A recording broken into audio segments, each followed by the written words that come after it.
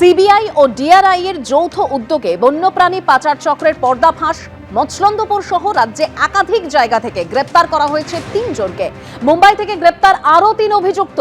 ধৃতদের কাছ থেকে উদ্ধার বিপন্ন প্রজাতির একাধিক পাখি, কচ্ছপ।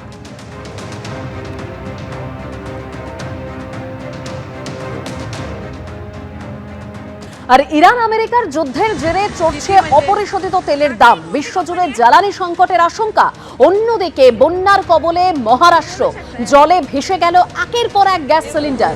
বটলিং প্ল্যান্ট থেকে পাতালগঙ্গা নদীতে ভেসে গেল প্রচুর এলপিজি সিলিন্ডার। 5,000 एमटी सिलेंडर जाणं हे काय खाऊ गोष्ट नाहीये. तुम्ही बघू शकता गाईज, अजून तिकडे चालूच आहे, म्हणजे कंटिन्यू येतच आहे. म्हणजे या पावसामुळे किती लॉस झालाय. आणि পশ্চিম এশিয়ায় নতুন করে সংঘাত। ইরানের 9টির বেশি শহরে বিমান হামলা আমেরিকার। দক্ষিণ ইরানের একটি শহরে আইআরজিসির ঠিকানায় হামলা। রাতে আমেরিকার বায়ু ও নৌসেনার মিসাইল হানা। ইরান শহরের কাছে সেনা ঠিকানায় একের পর এক বিস্ফোরণ। চাবাহার বন্দরেও আছড়ে পড়েছে একের পর এক গোলা।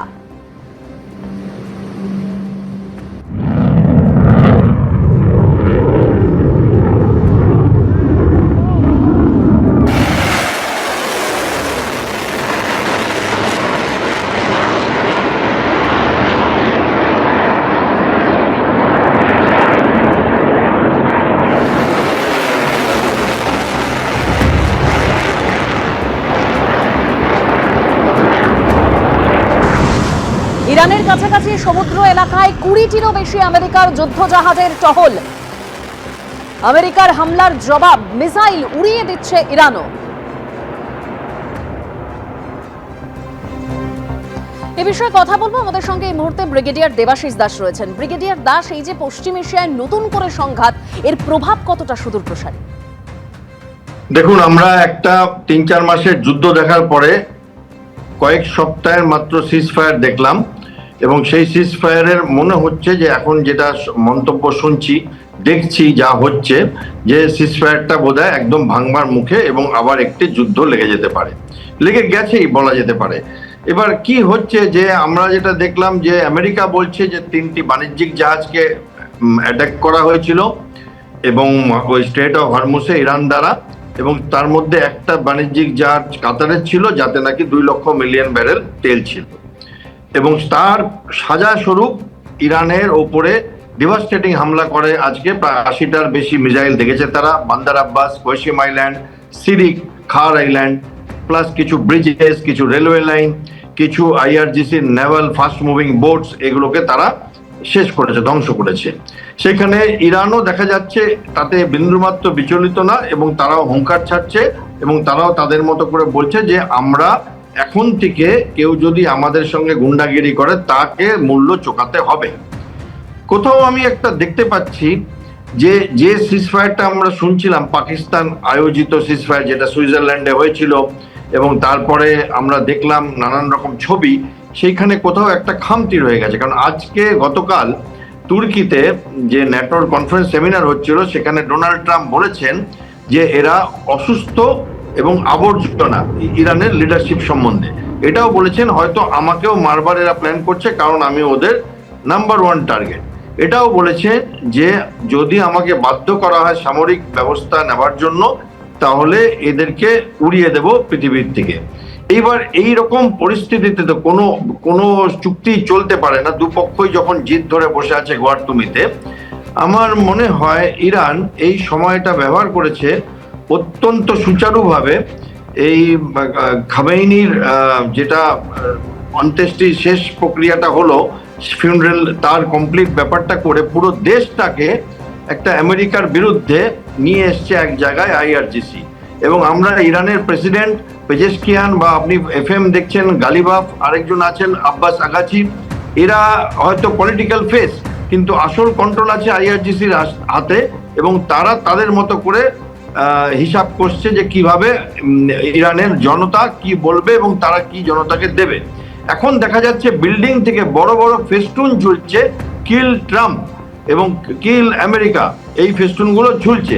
এবং পাবলিকের এটা দাবি, এবং সেই পাবলিকের দাবি হয়তো আইআরজিসি সেই মতো চলছে, এখনো বোঝা যাচ্ছে না। কিন্তু আমাদের কি হবে যারা এই যুদ্ধের মধ্যে কোনো রকম ভাবে জড়িত না, যেমন ভারত, যেমন এনার্জি যেসব দেশগুলোর খুব বেশি দরকার, যেমন জাপান, যেমন চীন, যেমন মালয়েশিয়া, এই দেশগুলো এই যুদ্ধের সাথে দূর দূরত্বক নেই, কিন্তু এই দেশগুলো কোনো না কোনো ভাবে ইনভলভ হয়ে যাবে।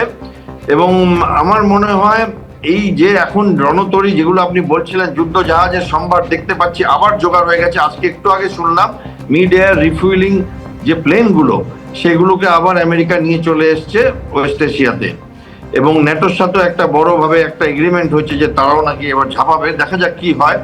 এবং সেইখানে আমি তো যেটা দেখতে পাচ্ছি সামনে, যদি আমেরিকান মিলিটারি বা ইরানের মিলিটারি কেউ একজন পিছে না হটে, তাহলে আবার সেই আমরা একটা মানে অনেক লম্বা টানবে এমন একটা যুদ্ধে ফেসে যাব। এবং ভারত কতটা গুছিয়ে নিতে পারেছে তার ঘর এই সময়টুকুনির মধ্যে, কতটা তেল, কতটা ফার্টিলাইজার, কতটা অন্যান্য পেট্রোলিয়াম প্রোডাক্টস নিয়ে আসতে পেরেছে অলরেডি, এবং তার প্রভাব কি পড়বে ভারতের ওপর আমি এই মুহূর্তে বলতে পারছি না।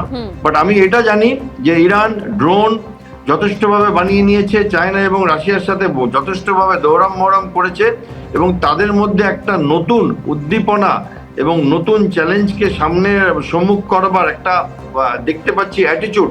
এবং আমেরিকা কোথাও একটা ডোমেস্টিক পলিসির জন্য, যেহেতু ওদের একটা মিড টার্ম ইলেকশন আছে, কোথাও আমি আমেরিকাকে দেখতে পাচ্ছি একটু যেন ডিফেন্সিভ খেলছে, যদিও ট্রাম্প তার মতোই আছে। কিন্তু একদম ব্রিগেডিয়ার দাস ঠিক যে কথা বলছেন যে ইরান বা আমেরিকার মধ্যে যদি কেউ পিছনে না সরে তাহলে এটাও অনেকটা লম্বা যাবে। তবে ইতিমধ্যেই প্রভাব পড়তে শুরু করেছে, কারণ ফের ইরানের উপর যে আমেরিকার হামলা, অপরিশোধিত তেলের দাম চড়ছে, ফের বিশ্বজুড়ে জ্বালানি সংকটের আশঙ্কা, বিভিন্ন দেশের শেয়ার বাজারের সূচকেও পতন দেখা দিয়েছে। অর্থনীতিবিদ শৈবাল কর কি বলেছেন শোনাবো। যেটা আমেরিকার প্রেসিডেন্ট করছেন সেটা অনিশ্চয়তাকে সবচেয়ে বেশি বাড়িয়ে দিচ্ছেন। অর্থাৎ ধরুন গোটা পৃথিবী মোটামুটি এক ধরনের শান্তি চুক্তির দিকে এগোচ্ছিল, কিন্তু এই যে নতুন করে আবার যুদ্ধ শুরু হলো এবং শান্তি চুক্তি ভাঙার পরে এর দুটো তাৎক্ষণিক রিয়াকশন হয়। একটা হচ্ছে যে আপনি তৎক্ষণাৎ আপনার উৎপাদনের উপর একটা আঘাত আসে যদি এমন জায়গাতে আমেরিকা আঘাত করে থাকে যেখানে তেলের উৎপাদন সরাসরি হয় আর কি।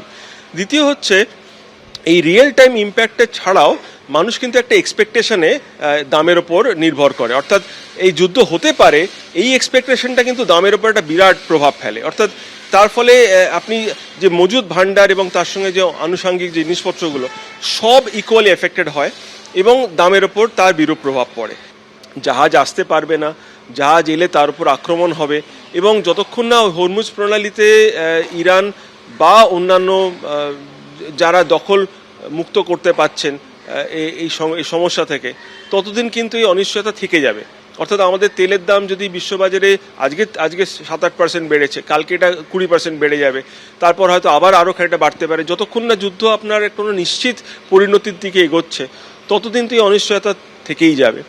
পুরনিয়োগ দুর্নীতি মামলায় প্রাক্তন মন্ত্রী সুজিত বসুর বিরুদ্ধে প্রথম সাপ্লিমেন্টারি চার্জশিট পেশ ইডির। 20 কোটি টাকা আর্থিক তছরূপের অভিযোগ, 340 জনকে সুপারিশ, নিয়োগপত্র দিয়েছিলেন 284 জন। প্রার্থী পিছু 6 লক্ষ টাকা করে নেবার অভিযোগ রয়েছে। গোটা রাজ্যে 250 কোটি টাকা দুর্নীতির অভিযোগ প্রাক্তন মন্ত্রী সুজিত বসুর নামে সাপ্লিমেন্টারি চার্জশিট। সুজিত বসুর ছেলে সমুদ্র বসু, দুটি সংস্থার নামও এই চার্জশিটে উল্লেখ রয়েছে। পুর ও নগর উন্নয়ন দপ্তরের তৎকালীন আমলা জ্যোতিষ্মান চট্টোপাধ্যায়ের নামেও সাপ্লিমেন্টারি চার্জশিট। 186 পাতার সাপ্লিমেন্টারি চার্জশিট পেশ ইডি।